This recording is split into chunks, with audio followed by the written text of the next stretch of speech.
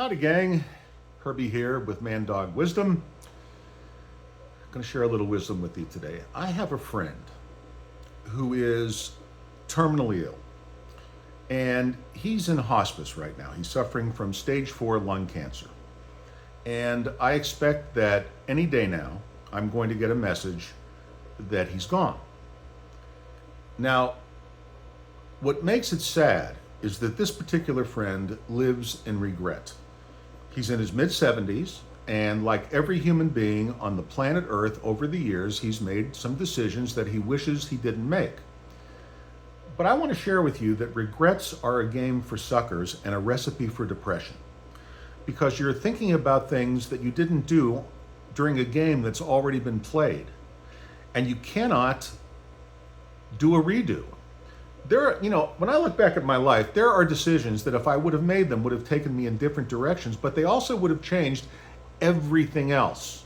I think they call it a butterfly effect, that, one little thing over here affects all kinds of things over there. So for example, in 1975, was it? Yeah, 1975, when I was in the Navy and I was stationed at the Defense Language Institute in Monterey, California, where I was studying Russian language. It's called DLI. It's on the Presidio of Monterey. And just slight digression, it couldn't be a more beautiful place. That was one of the greatest years of my life. And at DLI, where was I going with this story? When you're an old guy, this is where here we go, back on track. I don't have Alzheimer's, I promise. It's just that I don't work from a script, and so my mind starts to race ahead of where I am and yada, yada, yada. Anyway, so at DLI, in the military in general, there are a lot of inspections and reviews and evaluations.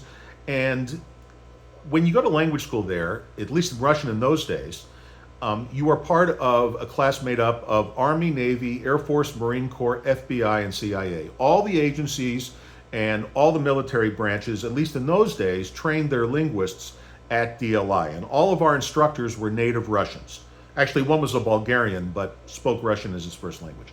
So it was an awesome experience. For 47 weeks, a full year, every single day of the year, all we did was study Russian, converse in Russian, watch Russian TV, go to Russian films, eat Russian food, drink like Russians. The only time in my life I ever drank a lot. Anyway, to make a long story short, I was number one in my class.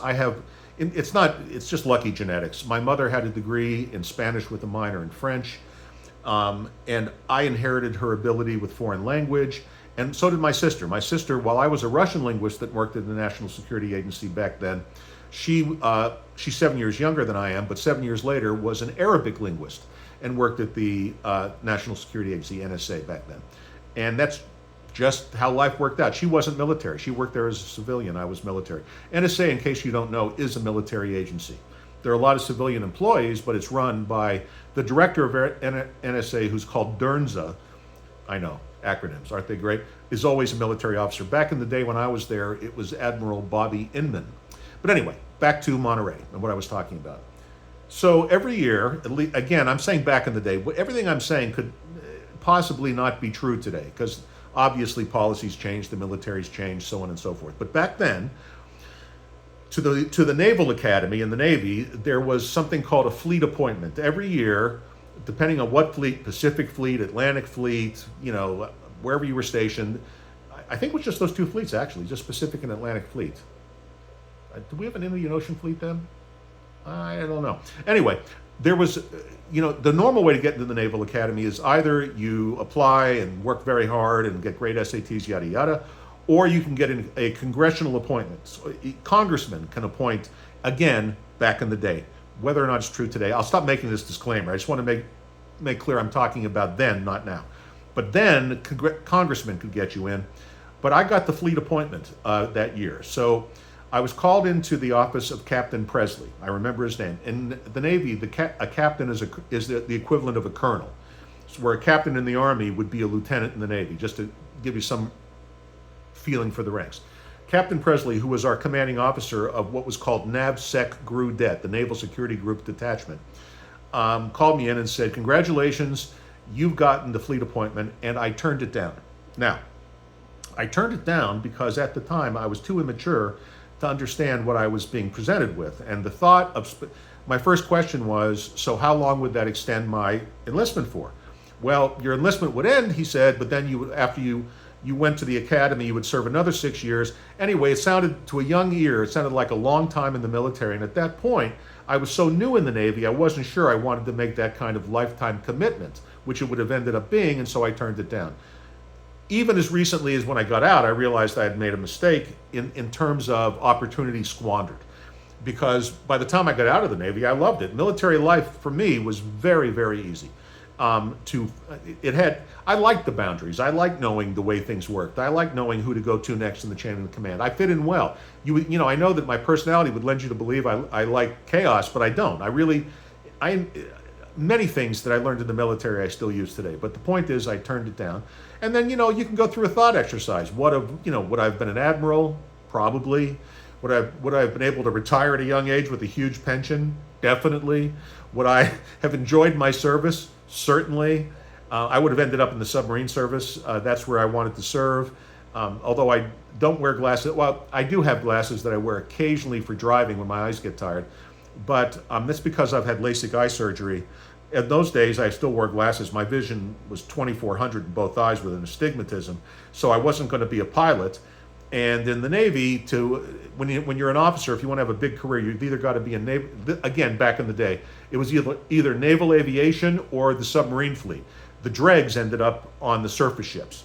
At least that was the perception that I had, and I didn't want to do that. And by the way, I loved serving on submarines. I'm not claustrophobic. I enjoyed the time I spent on submarines. And I would have loved being the commanding officer of a submarine, or even staying in the Naval Intelligence Group and being, an admiral there. But long story short, I didn't take it. Now, do I regret it? No. Because had I taken that appointment, none of my 4 children would exist. And the mountain of joy that I've experienced as a result of being their father and now grandfather of 2 grandchildren and counting, it wouldn't be there. It would be other children, but it wouldn't be those children. And I'm either lucky or a good dad or both, but I get along great with all 4 of my children. And I know a lot of people with multiple children who that's not necessarily true. When I say get along great, I speak to all of them there's no week that goes by that I don't speak to my children, all of them. And we text, all the time, we send each other stuff, we're close. Would I have had that had I taken that academy appointment? What route would my life have taken? What would have happened? I'll never know. So why would I spend 1 minute of one day regretting it? It was just a missed opportunity. That's how I look. Oh, well, I didn't do it. Who knows what might have been, but let's not agonize over that. So how many of you have done something that you keep replaying in your mind? I have another very good friend. So my good friend in the hospice that's what he's doing. He's replaying every mistake he ever made. And I just can't imagine making my final thought, I wish I would have done something else. It's sad. You can't replay a game that's over. There's only the moment you live in. 1 second from now, for example, I could have a brain aneurysm, be dead, and you'll never see this video. That's just the way life is. And so could you. And, no man is promised tomorrow. No man is promised the next second of breath. And I know how simplistic it sounds, but truly, if you cannot live in the moment, you're in trouble. And that also means completely letting go of the past. Now, in my case, as you know, I've made enormous mistakes. And the criminal actions that I undertook harmed 34 innocent people, most of whom, frankly, were my friends. And the damage that I caused, the financial damage in particular, which then of course financial damage fans out, God only knows what other collateral damage I caused, I can't suck it back. And so not a day goes by, not an hour of a day goes by where I don't experience remorse over the actions I took. I embrace, it's sadness. Remorse and sadness, same thing, fancy word for the same thing. I embrace that sadness because if I didn't have sadness, then I'd be a sociopath. And that would be worse. On the other hand, I have no regrets because I didn't have the benefit of hindsight. The decisions I made, like most criminals who are not professional, most criminals who fall into the category of one and done like me, we mostly back into it. We tell ourselves little lies and we think we're doing it for the right reasons. And I would probably, absent the knowledge I have now, probably have done it all again. And in fact, as tragic as it was, the damage I did, incarceration changed my life in a very positive way because I was able to loosen the shackles of childhood scarring from being raised by a violent pedophile. Finally, it just, I don't know what happened, but it just peeled away. So to get into the regret game, I can't replay that game. I can't undo the damage I've done. It is legitimate to feel sadness and remorse, and you should embrace that because it's part of being a human being. No one's happy all the time. You're allowed to be sad. It's not depression to accept the fact that you've done something bad and you feel bad about it. That's genuine empathy and feeling and a human thing, but it is stupid and self-destructive and can come to no good to try to replay games in your head, and that is what regret is. So if you're experiencing regret, the wise wisdom, my wise advice today, the wisdom that I impart to you is let it go. Truly. Truly. And every time, here's my technique, and I've taught it to my kids. Whenever regret comes into my head, and I'm a human being, and as much as I believe I do have wisdom, it doesn't mean perfection. Wisdom and perfection are two very different things. When those thoughts creep into my head, when the regret bunny comes rolling up, I say out loud, stop it. I literally do. That's the only, for me, it's how I shut down my brain function. So sometimes, not that you would ever be around me when I'm alone, but when I'm alone, I know my dog looks at me strange. So out of nowhere, I'll say, stop it. Because that thought will have entered my head, and I know it leads to nothing. Don't beat yourself up, and don't try to replay games that are over. Just learn the lesson and don't repeat it the second time. It's the best you can do.